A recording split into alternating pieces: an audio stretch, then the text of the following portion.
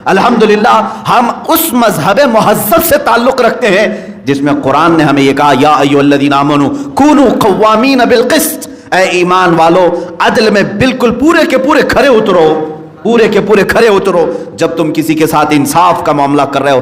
جو بیٹھ کر کے محلوں میں جماعتیں فیصلہ کرتی ہیں وہ بھی یاد رکھیں، آج تم نے کسی کا چہرہ دیکھ کر کے فیصلہ کر دیا، کل قیامت میں جو عدل الہی ہوگا وہاں بچ نہیں پاؤ گے۔ قرآن کہتا ہے الیس اللہ باحکم الحاکمین، سورہ والتین والزیتون کی آخری آیت پڑھو، کیا اللہ احکم الحاکمین نہیں ہے؟ سارے حاکموں سے بڑھ کر کے وہ حاکم ہے۔ قیامت کے دن پکارا جائے گا، کہاں ہیں وہ لوگ جو نا انصافی کیا کرتے تھے؟ ان کے پیٹ زمینوں پر لٹک رہے ہوں گے، وہ آئیں گے، پکارے جائیں گے۔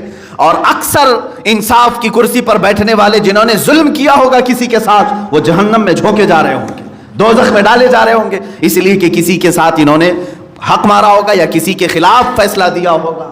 عزیزان گرامی، یہ کرسی اتنی ذمہ داری کی کرسی ہے کہ وقت کے امام اعظم ابو حنیفہ رضی اللہ تعالیٰ عنہ کو اس وقت کے خلیفہ نے پیشکش کی تھی کہ آپ سے بڑا فقیہ میں نے کوئی نہیں دیکھا، آپ چیف جسٹس کا عہدہ سنبھال لیں، قاضی القضات کا۔ امام اعظم ابو حنیفہ نے فرمایا کہ میں اس لائق نہیں ہوں، میں قاضی بننے کے لائق نہیں ہوں۔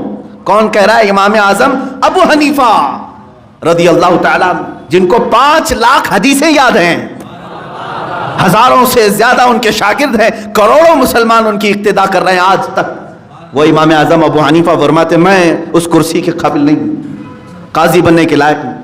اب سنیے امام اعظم ابو حنیفہ رضی اللہ تعالیٰ عنہ کی حاضر جوابی۔ خلیفہ نے دربار میں حاضر کرنے کو کہا، آپ حاضر ہو گئے۔